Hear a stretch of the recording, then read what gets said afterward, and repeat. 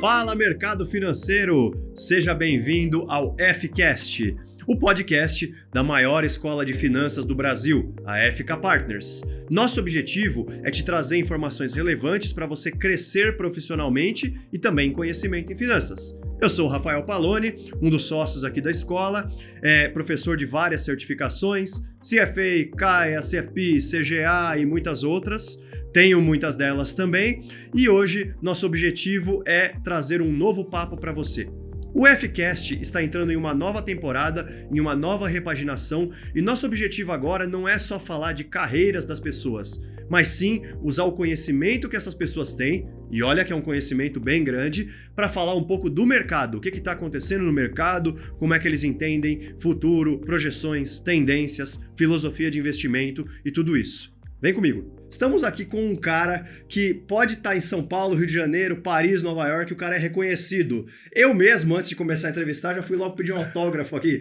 Estamos com ninguém mais, ninguém menos que Tio Uli! Fala, Rafa, obrigado por estar aqui, irmão. Para mim é uma realização realmente estar aqui com vocês. Respeito demais essa casa aqui, respeito demais vocês. Já passei muito tempo olhando pra tua cara, do Pablo também. Não aguentava me ver, mas... Eu gosto. Tua mulher que deve gostar, né? Porque quer falar contigo, quer aula e tá lá pendurado no raio do computador. Cara, minha mulher tem pavor da tua voz, porque eu estudei muito escutando a tua voz e ela tava lá do lado me dando carinho, me apoiando. Meu Deus do céu. E é muito legal, não? Pra mim é um prazer, assim, ver...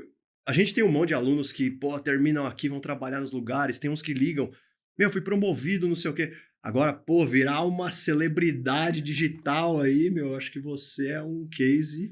Eu fico muito feliz por você. Eu fico muito feliz por causa disso, cara, porque eu quase larguei essa história de internet por falta de certificação. Jura? Depois a gente pode falar disso se tu quiser, mas assim, eu não sabia que precisava de certificação CNPI para falar de empresa na bolsa, não, então é loucura, na internet, né? Daqui a pouco, já até tô contando aqui, tu nem perguntou. Daqui a pouco eu recebo um e-mail da CVM falando assim, uma notificação, né? Ué, a gente tá vendo que tu tá falando de empresa direto aí. Que história é essa? Pode, não pode? Aí eu fiquei bolado, fiquei chateado pra caramba. Fiquei com muito medo de estar fazendo alguma coisa errada, né? Aí a primeira coisa que eu fiz, falar, eu vou no curso que é o melhor. Aí eu cheguei na FK Partners, já tinha sido aluno de vocês já em outras ocasiões. E aí fiquei um mês estudando direto, assim, sem exagero, 8 horas por dia. Eu me lembro que eu dormia assistindo as aulas, que eu achava que se entrasse alguma coisa ali naquele período, já valia. Ia jantar com a minha esposa, ficava com um fone aqui e jantando na rua. Nossa! E passei... Sua mulher falava, amor, vamos pagar a conta? Você respondia, CAPM. Mandava assim pra ela. Pós-fixado ou não? E duration aí, cara, curta ou longa? Passei no negócio em um mês estudando e, a sensação foi de alívio. Tive piriri na hora da prova, porque tava muito nervoso. Então, assim... É que você foi com uma certa pressão de ter que tirar, né, cara? Fui com a pressão, porque imagina que o tio Uli não passa. Iam questionar minha capacidade técnica, né? Então, vi, assim, os módulos sem pilha. 8 vezes, no mínimo. No mínimo foi 8 vezes cada aula, entendeu? Uhum. E, passei, graças a Deus, muito bem. E você é um cara que gosta do que faz. Então, estudar o que você já faz e Sim. gosta é mais... Exatamente. Né? E aprendi muita coisa também, porque a legislação, as pessoas que estudam MBA, fazem mestrado, acabam não entendendo, né? E até hoje, acho que, assim, tu confunde a legislação porque tu não pratica, né? Usa ali para passar na prova. Mas eu sou muito grato a vocês. Que é isso. De verdade, irmão. De verdade. Isso. É legal, cara. Fazer uma coisa que você pode ajudar os outros. Cara, nem vou pregar nada aqui, não sou pastor, não sou porcaria nenhuma, mas, cara, a filosofia do cristianismo de Jesus é muito isso, né, cara? O filé mignon da vida não é você fazer o que é bom pra você, é fazer o que é melhor pro outro. E aí, cara, a gente tem que admitir que, se isso é verdade, ser professor é imbatível, cara, porque é tudo pelo aluno, tudo para o aluno, é você que vai ganhar conhecimento, é você que vai ser promovido, é você que vai ter aumento e tal, e a gente ajuda. É muito legal, é muito legal. Irmão, mas eu vou te falar, meu desempenho como investidor nunca foi tão bom depois que eu virei professor. Que legal. Porque você tá revisando as matérias, você tá aprofundando, e quando você começa a falar que, você tem que ser disciplinado, a primeira pessoa que escuta é você. Então, você tá pregando para você mesmo. E como você tem que ter uma coerência com o que você fala, tu acaba tendo que fazer o que você ensina para os alunos, né? Uma outra coisa que tu falou agora aí da religião protestante, que eu aprendi porque o meu sogro é pastor, né? É mesmo? Teu Que a sogro é gente pastor? trabalha para honrar a saúde que Deus nos deu. Então, assim, eu não vejo isso como trabalho, mas eu trabalho 14 horas por dia e tá ajudando as pessoas é um privilégio, na verdade. Eu vejo assim. Que bom. Aqui a gente nem é meu foco ficar falando muito de carreira e tal, mas assim, eu tenho essa curiosidade, cara. Como você começou? Da onde você veio? Da onde veio essa coceira assim de, pô, eu vou começar a analisar ativos, vou começar a ajudar as pessoas a investir melhor? De onde veio isso? Começou em 99, cara. Eu tinha 13 anos. Meu pai é um empresário muito bem sucedido. Ele é fundador daquela empresa Colchões Ortobon. Sei. Ah, é do seu pai? É. Olha que legal. E quando eu ia fazer 18 anos, a empresa já estava profissionalizada. E eu sabia que eu nunca ia poder trabalhar com ele, e eu sempre soube que eu ia ter muito dinheiro. Meu pai, ele tinha uma educação meio maluca, não meritocrática, tipo assim, eu te dou tudo, tu não precisa fazer nada. Caraca. E deu sorte que os filhos dele queriam fazer alguma coisa, né?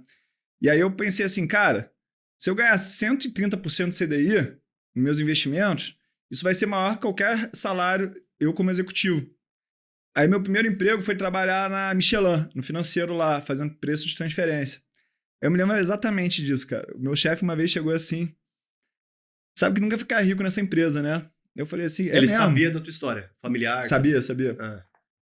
Eu falei assim, é mesmo? Ele falou, aqui é meio estatal, nada contra a Michelin, tá? Mas é da cultura francesa, essa pegada. Aí deu sexta-feira, eu já saí do emprego já, e falei, cara, é mercado financeiro mesmo, que eu adoro ganhar dinheiro por ganhar dinheiro. Eu me sinto muito empoderado quando eu tô ganhando grana, e eu tenho um problema de insubordinação, que eu odeio engolir sapo dos outros, não sou bom de trabalhar em grupo.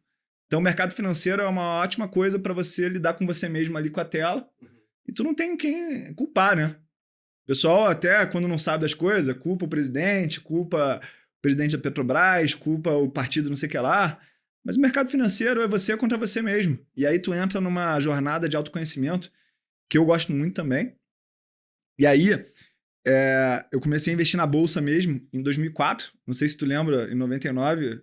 o juros chegou a 40%, tinha juros ali de 22%. Crise da Rússia em 98, quebrou aquele Long Term Capital Management, foi por ali. Aí, pô, veio depois estouro da bolha.com, o racionamento de energia elétrica. Eu me lembro que eu vi o setor elétrico sendo vendido a 0,15% do patrimônio, barato naquela época. Depois veio a crise do Lula. E aí, 2003, eu comecei a investir através de fundo de agência de banco. Aí quando eu percebi que o cara tava me cobrando 3% de taxa de administração, eu falei assim, cara, eu vou aprender a fazer isso eu mesmo. Já tenho conhecimento, só que eu tinha medo. Que eu fui primeiro da minha família a investir em mercado de ações, de renda variável. Minha família tinha a crença de que era cassino, era manipulado, todas essas crenças que o iniciante tem. E aí eu comecei a botar ali os meus investimentos e até 2018 eu cuidei só da minha vida. E era muito chato, porque eu chegava às 4 da tarde, eu tirava uma sonequinha, malhava 3 vezes por dia, na época que eu era solteiro, pra conhecer mais mulher. Gigantesco. Tinha 108 quilos, 8% de gordura. Eu queria ser fisiculturista uma época. Quem não conhece a história do Arnold Schwarzenegger aí, esse cara vale a pena ser modelado, bem sucedido em várias áreas. Ele tem o segredo do sucesso. E quando chegou em 2018, eu tinha um professor, eu sempre fazia muitos treinamentos, né? E ele me chamou pra uma live. E aí quando eu fiz essa live, pô, parece que acendeu uma luz dentro de mim, cara. Eu moro no mesmo prédio que meu pai. Subi lá na casa do meu pai. Falei assim, pai, obrigado por sempre ter deixado eu ser quem eu queria ser. Chorei, assim. Porque quando tu vem de uma família que tem posses, existe uma crença muito recorrente de que não aparece, aparecer é perigoso. E eu sempre quis aparecer, mas era bloqueado por essas crenças. E aí quando eu apareci ali nessa live e a galera curtiu muito, eu nunca mais parei. Então tem quase 18, 19, 20, 21, 22, quase 5 anos que eu faço conteúdo todo dia. Coincidentemente, eu nunca mais fiquei doente, porque eu não fico mais somatizando as coisas, porque eu falo tudo. Eu não tenho mais tempo para olhar para a vida dos outros, né? Então eu não acompanho a vida dos outros, não acompanho histórias de ninguém, eu só acompanho a minha vida e da minha comunidade, dos meus alunos. E aí eu tô realizado pra caramba, sou pai da menina linda, sou casado com uma esposa maravilhosa, sou muito sortudo, grato por trabalhar com o que eu amo e as pessoas reconhecerem o valor disso. Você estava falando do Arnold. No esporte você vê uma série de inspirações para a vida e tal, né? Eu tenho dois aqui. Um é Muhammad Ali. Eu faço boxe, apesar de não parecer, tá, gente? É um ótimo cardiovascular, recomendo para quem gosta. Tentei fazer sparring, mas quase quebraram o meu nariz, eu nunca mais fui. Mas a história do cara, a maneira que ele... O próprio boxe não é um esporte, é tipo sobreviver, né? Tentar não ser morto por alguém lá e tal. Isso te dá foco, ficar ligado o tempo inteiro, olhar, pensar em tudo que pode vir de todos os lados, isso é muito legal. E o outro, talvez o que tem mais a ver aqui com a gente, é o Michael Phelps. Sério? Eu vi um documentário dele, cara, contando, tipo, um pouco a vida dele, e tem um monte de coisa que eu não sabia dele, assim, tipo, o cara come quase 3 quilos de comida por refeição. A única coisa que eu sabia dele é que ele é o maior medalhista desde a Grécia Antiga. Mas eu não sabia que esse cara come tanto, que ele tem o horário certo de dormir, que ele faz um tratamento lá para o sangue fluir melhor dentro do corpo. Tem um monte de coisas que ele faz lá. Ele nada várias vezes por dia, algumas com paraquedas aberto nas costas para aguentar a resistência. Aí eu falava, mano, a vida desse cara é dura. No entanto, a gente só vê a medalha que ele ganhou. Isso é um pouco a vida de quem faz certificação, velho. E aí, esse documentário terminava com uma frase dele que eu gosto pra caramba, que é "Is what you do in the dark that puts you in the light." É o que você faz no escuro que te coloca na luz. Isso vale pra quem tá estudando pra certificação, isso vale pra quem tá em outras áreas da vida, assim. A pessoa vê você ganhar ali, a pessoa vê o teu sucesso, mas as pessoas... É só a pontinha do iceberg, as pessoas não vê o que tá por trás, o que você passou, o que você ralou pra chegar até ali. E no teu caso, cara, mais um motivo pra te admirar, porque você nem precisaria passar por isso. Uhum. A primeira vez que eu fui trabalhar, cara, meu pai falou assim, rico não trabalha, vive de juros. E eu fui... E era um Brasil que é verdade, sei lá quanto tava o juro no tempo lá que seu pai... eu fui trabalhar de limpador de privada, tá ligado? É umas experiências aí malucas que eu gosto. E lá ninguém sabia que eu era filho de milionário. Aí uma vez eu tava assim, porra, muito fodido de grana. Posso falar palavrão aqui? Tava assim, apertadaço de grana. Aí um cara me deu $5 pra eu comprar... Você tava em Nova York? Você tava morando? Não, eu tava morando no Colorado nessa época. Aí o cara me deu $5 pra eu comprar uma meia quente, limpa. Aí que eu vi, cara, que realmente a vida é muito maneira. Tem muita gente boa. Tem muita gente aí que tá acostumado a ver o Fantástico, o Jornal Nacional e achar que o mundo é podre. Mas quem abre ali o meu direct do Instagram e dá uma olhada em 10 mensagens, tu vê como é que as pessoas são boas, como é que as pessoas torcem pro teu sucesso e como é que as pessoas elas estão dispostas a te apoiar nos momentos desafiadores, né? Eu vejo que tem muita gente que tem medo de fazer a certificação porque tem medo de reprovar. Então, um conselho que eu dou aqui, já vai com a cabeça assim, cara, se tiver que fazer 3 vezes, eu vou fazer 3 vezes. Porque todo mundo que tirou CFA, eu pergunto assim, cara, qual foi a parada? E as pessoas falam assim, é a transformação para você virar que é a recompensa. Sim. O título é uma consequência só de você ter se transformado ao longo do caminho. É verdade. Aqui a gente tem isso, cara. A gente dá aula, pelo menos de CFA, né? 18 anos já. E a gente teve alunos que passaram, que não passaram, mas a maneira que eles reagem é muito diferente. A gente teve alunos aqui que já tentaram mais de 7 vezes. Teve alunos aqui que divorciaram, porque só estudava, um dia chegou em casa, a mulher não estava mais. E tem alunos que é mais ou menos como você falou. A gente teve um aluno aqui, eu lembro muito dessa pessoa. Ele falava assim, cara, uma hora eu vou passar, eu vou tentando. Tipo, exceto se faltar o dinheiro, porque a prova é cara, aí paciência, mas enquanto eu estiver trabalhando, entrar grana e eu puder pagar a prova, uma hora vai dar. Eu achava bacana o cara pensar isso, porque ele não estava focado em passar na prova, ele estava focado no processo. Mano, eu vou estudando, cada vez que eu não passo, eu estudo mais um pouco, eu aprendo mais coisa e tal, uma hora vai dar. Mas investimentos é isso, cara. É você confiar num método, num processo, e ele vai gerar um resultado positivo. Porque, eu não sei a tua percepção de finanças, né? Mas o problema das finanças é que você pode estar fazendo a coisa errada e tá ganhando dinheiro. Ou pode estar fazendo a coisa certa e perdendo dinheiro. Então, quem fica focado em ganhar ou perder dinheiro, acaba se frustrando no final. Foca num processo, que esse processo ele vai gerar o resultado ali ao longo do tempo. E você só vai colher isso, né? Minha percepção de finanças é tipo isso que você falou. Você pode ganhar dinheiro por sorte ou pode perder dinheiro num incrível acaso, mas nenhum dos dois é sustentável. No longo prazo, o investidor que ganhou grana durante 40 anos da sua vida tem um percentualzinho ali de luck, mas a maior parte é skill. Eu tive a sorte, cara, em 2006, eu almocei com o Warren Buffett, né? Eu não paguei os 10 milhões de dólares que custa Caraca! pra almoçar com ele. E ele falou, eu me lembro muito bem, os mais inteligentes dessa turma serão os primeiros a quebrar. Porque foca demais nos modelos, não conseguem lidar com frustração, e aí a gente vai voltar na história do esporte.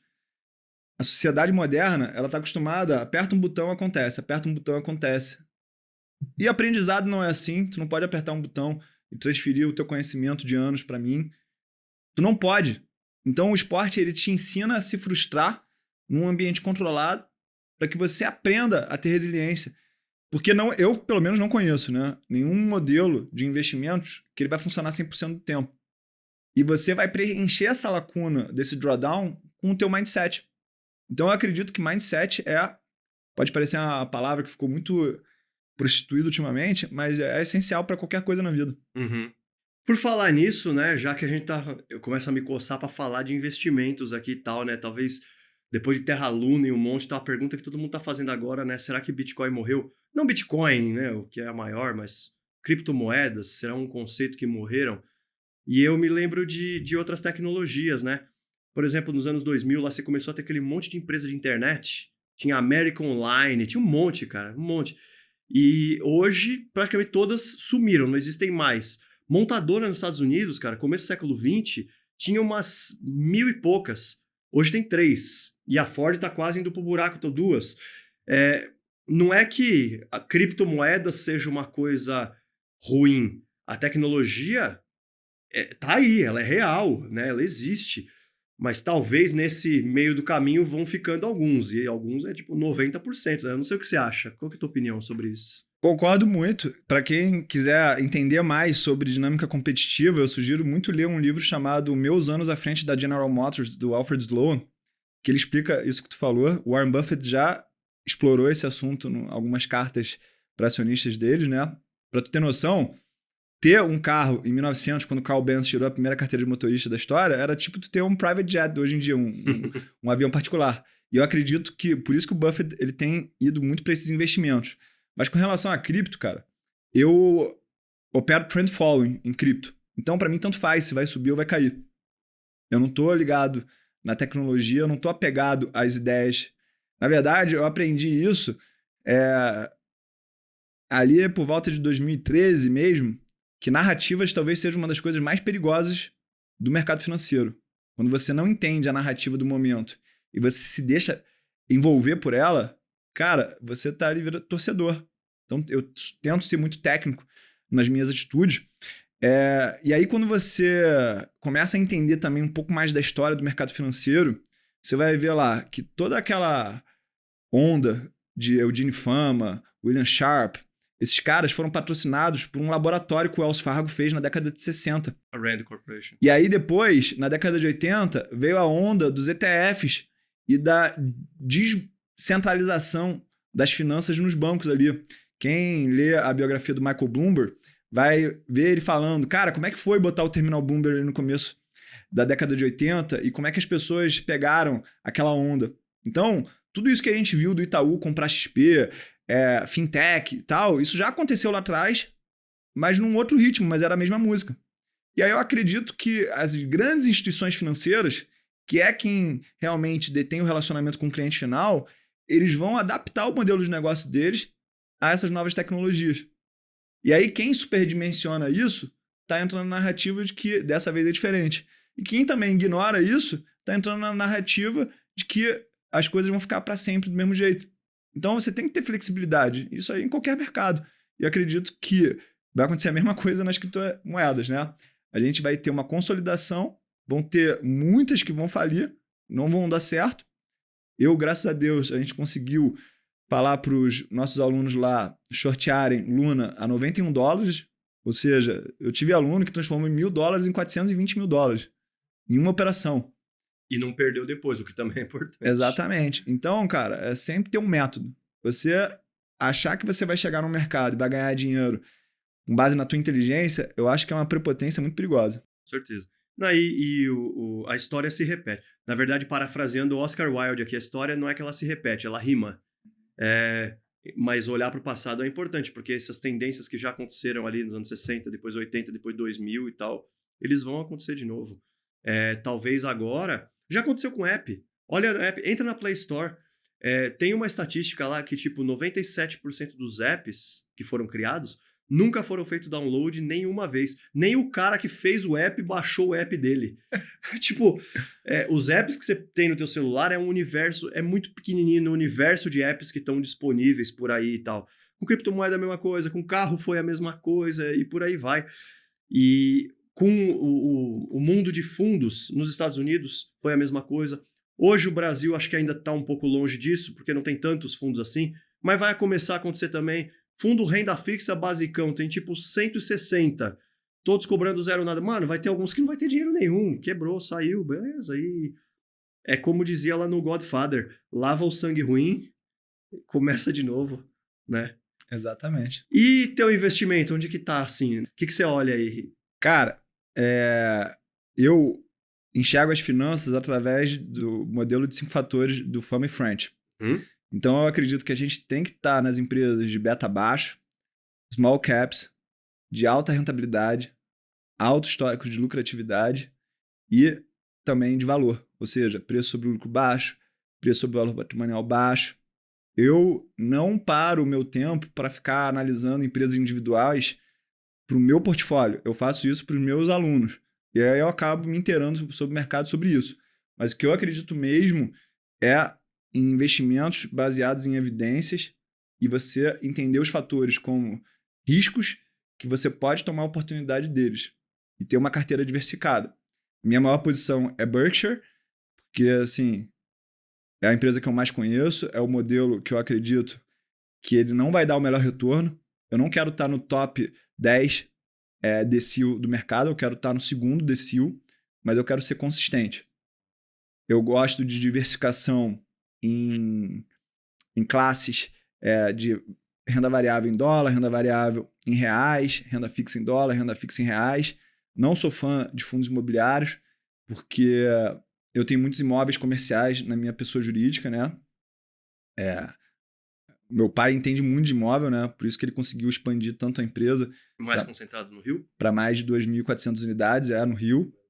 E aí, tomei todo esse drawdown aí que imóveis no Rio está tomando.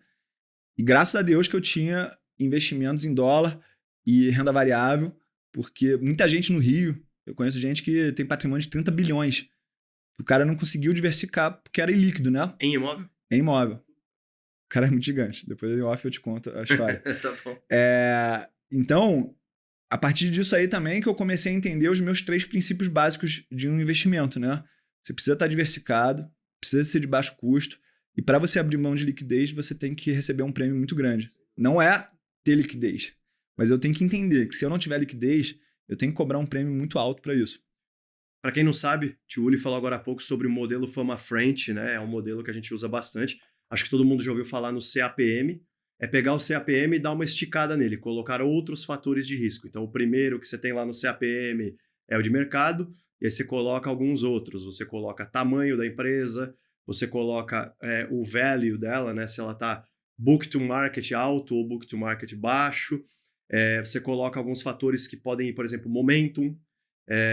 E tem aí derivações desse modelo Fama French. Tem um outro que chama Carhartt, que também é bem importante, que aí coloca liquidez, que ele falou aí. Então, na verdade, está pegando o CAPM e colocando mais fatores de risco nele. Isso é bem importante. Tem muito fundo aí que ele fala que ele dá alfa, mas só que ele só está assumindo esses riscos aí que você não conhece. Então, cuidado. Essa conversa ela é muito importante para você que investe em fundo, tá pagando performance por riscos que você não sabe que o teu gestor está correndo.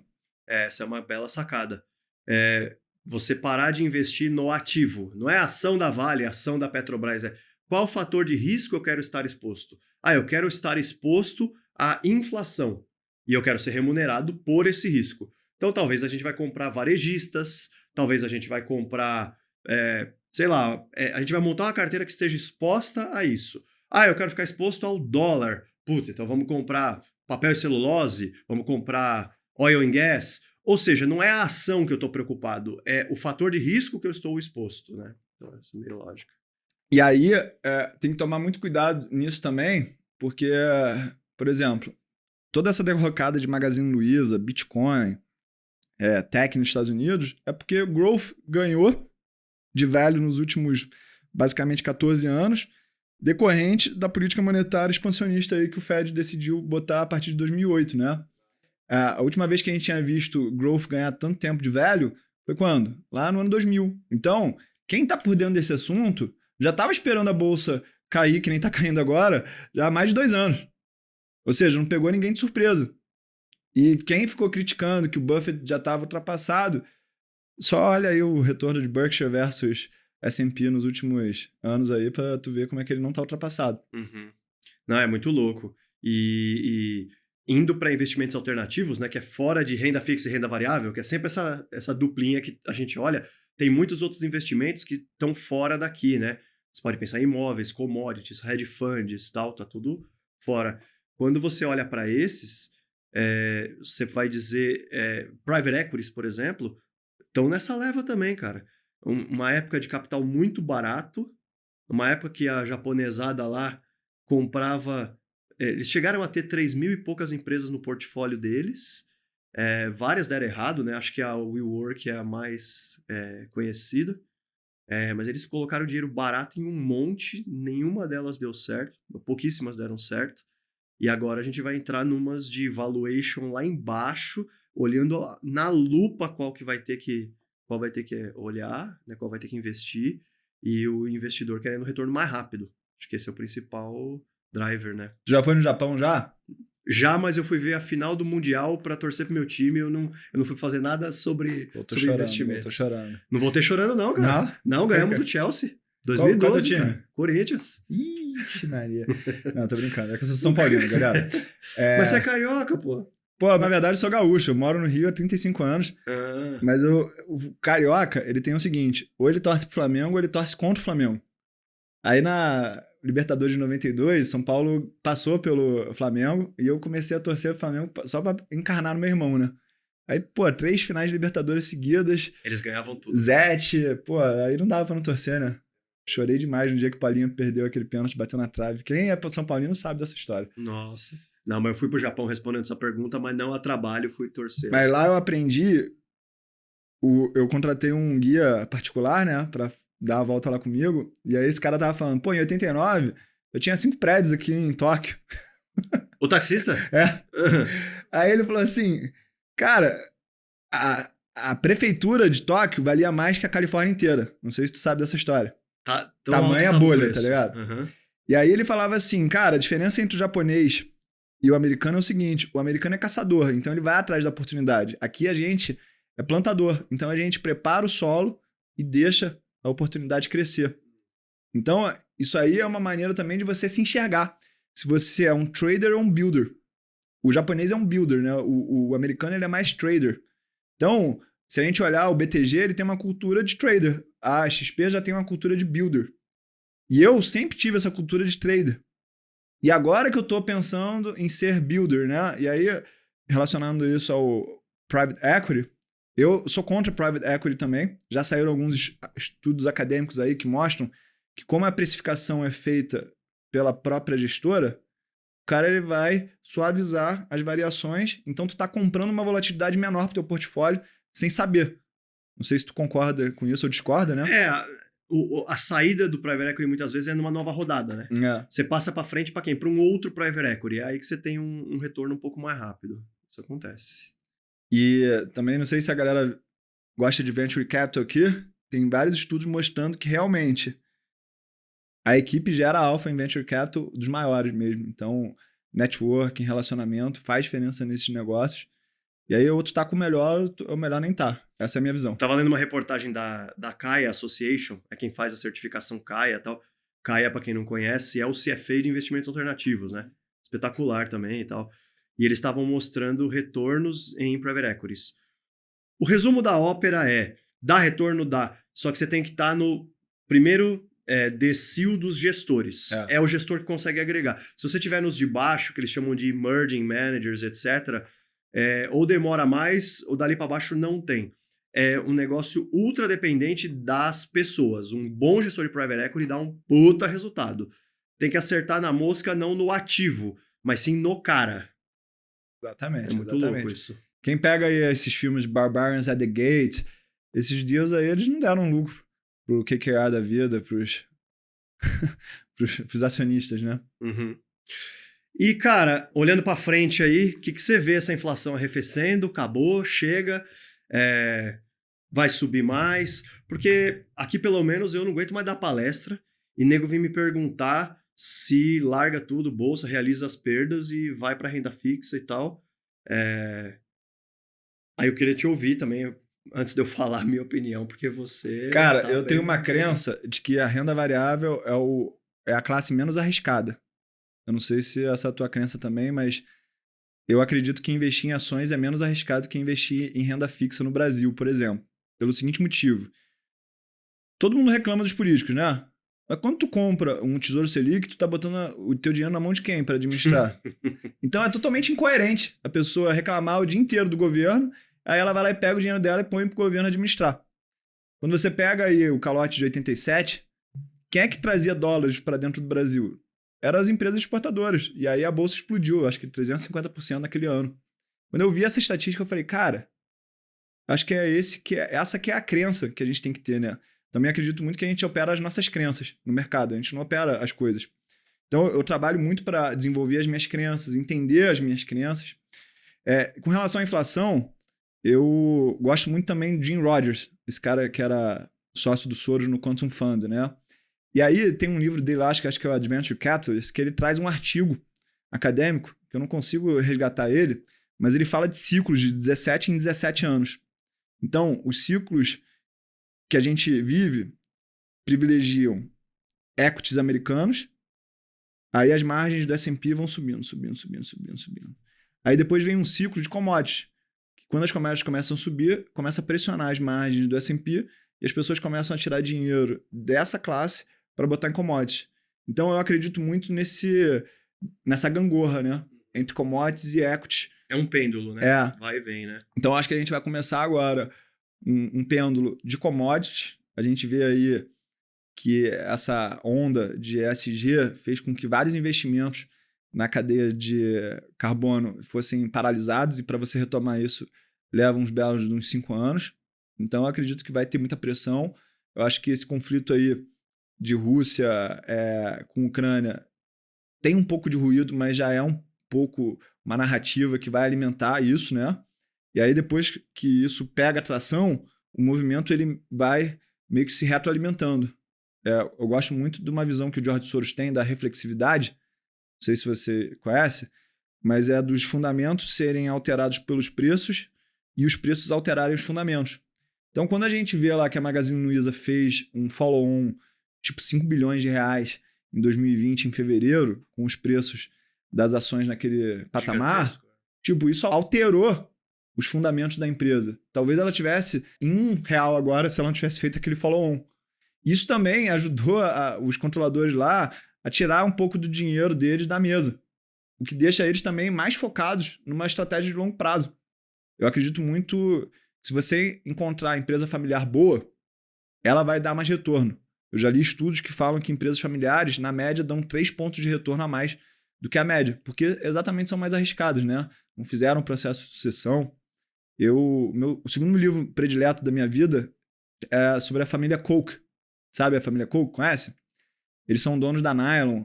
É a maior concorrente da Berkshire Hathaway em termos de aquisições de empresas privadas nos Estados Unidos. Só que esses caras, eles estão ali no fronte político e a gente acaba não vendo muito para a história deles como empresários, né? Mas tu vê que quando o cara ele tem uma perspectiva de perdurar naquele negócio, ele não está muito preocupado se o ROIC dele vai cair nos próximos 5 anos. Ele quer saber se ele vai estar vivo daqui a 30 anos, entendeu? Então, eu como vivi muito isso em casa, muito engraçado, né? Porque o colchão é uma coisa previsível, né? E meu pai abriu a empresa em 69. E eu considero que enquanto ele estava na ativa, ele era o cara no mundo que mais entendia desse assunto, literalmente. E eu perguntava assim, quando eu comecei no mercado, pai, você sabe quanto que a empresa vai faturar no mês que vem? Ele falou assim, não tem ideia. E lucro? Também não tem ideia. Eu falava assim, cara, como é que esses analistas aí adivinham tanto quanto que a empresa vai faturar e lucrar? Se meu pai aqui, que tá por dentro do negócio, é o cara que mais entende do negócio no mundo, um negócio relativamente estável, como é que ele não consegue ver? E foi aí que eu comecei a desconstruir esse poder preditivo que algumas pessoas dizem ter. E aí eu comecei a ser cada vez mais cético e trabalhar com a incerteza. Então aquela minha crença de que a renda variável é o menos arriscado é porque eu lido muito bem com a incerteza. Tanto que a gente aqui, antes de começar a gravação, eu falei assim, olha, nem sei o que a gente ia falar, mas eu não vou cortar nada. Porque o que E é o der, maior fundamento do mercado financeiro, a incerteza. a gente é remunerado por causa disso, né? As pessoas não podem esquecer disso. Eu tive um professor na LSE, chamava Elroy Dimson. Ele escreveu um livro muito bom chamado O Triunfo dos Otimistas. E nesse livro ele pegava $1 no dia 1º de janeiro de 1900 e viu o que virou esse dólar depois de um século, no ano 2000. E aí ele pôs esse $1 no Tesouro Direto americano, na bolsa, só em inflação, só rendendo inflação, em crédito privado, ele botou em vários lugares e aí ele viu o que aconteceu em um século. E aí eu não lembro os números certinho, mas tipo, no Tesouro Direto, $1 virou $73. Parece bom? Em um século, puta, não. Em crédito privado, virou 200 e pouco. Porra, melhor, né? E aí ele foi ponto. Até que ele pôs na bolsa. Na época era Dow Jones, não era S&P. $1 virou 47.885. Tipo, no gráfico é assim. Esses aqui, a bolsa tá quase pingando fora do gráfico. E aí ele dizia, é imbatível a diferença e tal. Porém, quando você dá um zoom nisso, você vê várias quedas, e quedas grandes, assim, em um século. O que também é um pouco previsível. Ou seja, uma vez a cada 6, 7 anos tem um tombo feio. E todo mundo sabe que vai ter. Só quem não está preparado para ele ou quem não olhou o passado que vai infartar, vai ficar nervoso e tal. Mas quando você olha numa perspectiva de longo prazo, é imbatível. E como a maioria das pessoas não tem tanto dinheiro assim e tal, para você chegar na aposentadoria, você precisa de um retorno substancial acima da inflação. Estou falando de 7, 8% real para quem guarda dinheiro ali bonitinho todo mês. Se for um cara mais porra louca que não guarda nada, mano, é 9, 9,5 real. Dificilmente você vai conseguir isso em renda fixa e crédito privado. Você vai ter que se expor ao risco. Mas eu acho que tem um pouco disso de o risco não é a mesma coisa que incerteza. Risco é mensurar a probabilidade das coisas acontecerem, né? Exatamente. E assim, o Lehman fala, né? O mais arriscado é não assumir risco, cara.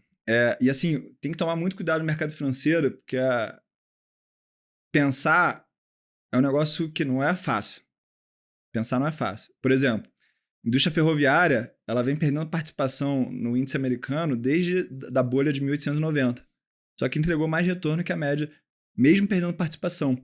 Tecnologia, em 1970, era 10% do mercado e petróleo também era 10%. Hoje em dia virou 3% energia por cento do S&P e tecnologia virou 30 e poucos.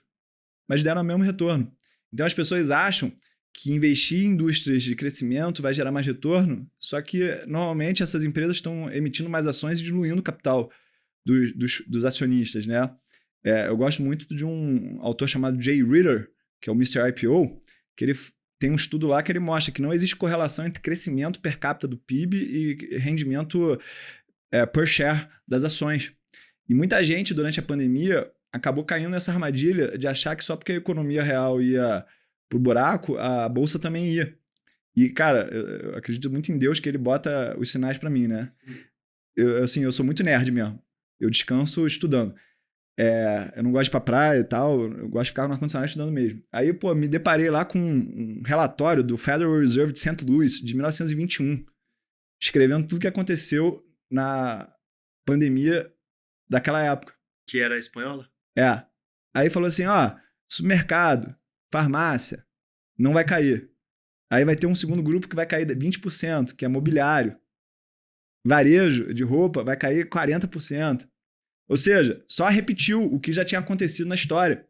Só que as pessoas, elas têm preguiça de ir atrás, cara.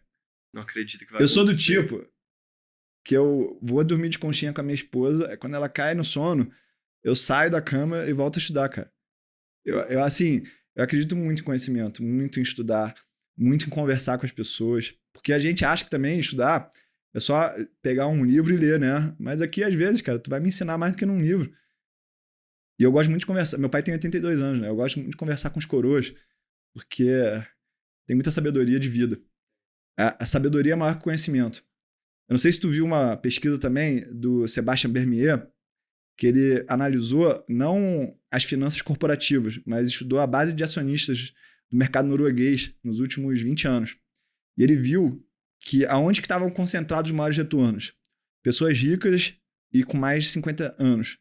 Por quê? Porque o cara rico, ele pode investir em value invest, que ele tem tempo para ver maturar, e as pessoas mais velhas, elas não caem mais, dessa vez vai ser diferente.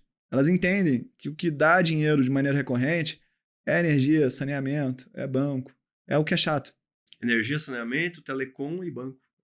Tem muito Telecom eu tô meio fora. Tá fora? Eu acho que assim, Elon Musk vai vir com um negócio aí para disruptar todo mundo. Eu tenho um amigo que ele é meio viciado em tecnologia. O plano dele era o seguinte, ele acha que o Elon Musk vai comprar o Twitter, vai botar o Twitter na órbita, fora do planeta, e a rede social ela vai ser fora da Terra. E vai estar com tudo com Starlink no satélite lá, e aí vai estar fora da legislação da gente aqui. É porque o sinal em si não mudaria do que é hoje, mas não pertence a ninguém. Doido. Você tá ligado o que é o Helium 3? Helium? Em 2016, descobriram um composto que quando tu soma isso com a energia nuclear, a potência fica muito maior e muito mais seguro. Só que o problema é que a gente precisa descartar isso depois. E a gente precisa tirar isso da parte escura da Lua e trazer para cá. Eu pensei assim, cara, por que esse tal de Jeff Bezos e Elon Musk tão tarado nesse assunto de foguete que vai e volta? Porque os caras querem fazer a logística disso. Levar lixo atômico para lá? Todo lixo. A bateria da Tesla é um problema. Maior do que o petróleo. E o cara vai jogar tudo pra fora. Vai jogar no espaço? É. Porque aquele discurso que dá quando acaba o segundo grau, o Jeff Bezos foi escolhido pela turma dele. E o discurso dele era o seguinte: o planeta Terra é tão lindo, isso aqui é uma ilha paradisíaca. Joga a porcaria fora. Vamos começar a botar as indústrias e o lixo na órbita. E aqui a gente vai ficar só curtindo praia, sombra e água fresca. Então, ao invés de ir pra Marte, mudar o mundo lá, vamos cuidar desse aqui e vamos botar tudo que polui, que a gente não gosta, nas naves espaciais aí que a gente vai ter. Caraca, que louco. Teoria... doida, né? Conspiração total. Mas os caras estão pensando lá na frente, né? Estão pensando em algo que a gente nem consegue pensar. Uhum. E isso vai estar dentro do S&P 500. Por isso que, por mais que a gente acredite nessas histórias, cara, investe naquilo que vai dar a maior probabilidade de sucesso para você. Saneamento não tem muito o que errar, que é o petróleo do século XXI. Água, não vai ter. Água já tem um número bizarro, né? Eu fiz uma certificação agora do CFA Institute em ESG. E uma coisa que eles falavam lá água é um pouquinho mais de 1% da superfície do planeta. Água potável, não água de oceano. E com poluição e tudo, esse número hoje é bem menor do que isso. Ou seja, a população crescendo e água diminuindo vai virar um novo petróleo. Quem tiver, tem tudo. Eu não acredito nisso também. Eu acho que, assim, tu já foi em Israel? Quando eu cheguei lá em Israel e vi os caras limpando água salgada e transformando em água potável... Isso seria transformacional. É uma questão só de escala. De salinizar.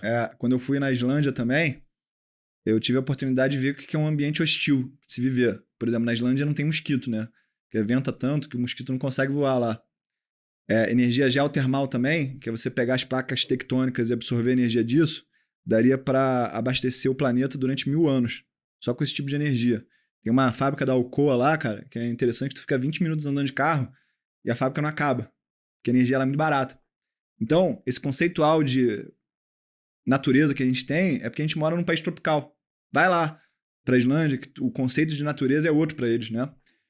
Outra coisa que eu penso também em relação a esses gargalos aí, que a tecnologia vai resolver e alguém vai ganhar muito dinheiro com isso. Por isso que a gente tem que defender o capitalismo e o livre mercado, porque se deixar em outro sistema, o governo não vai resolver. Não faz nada.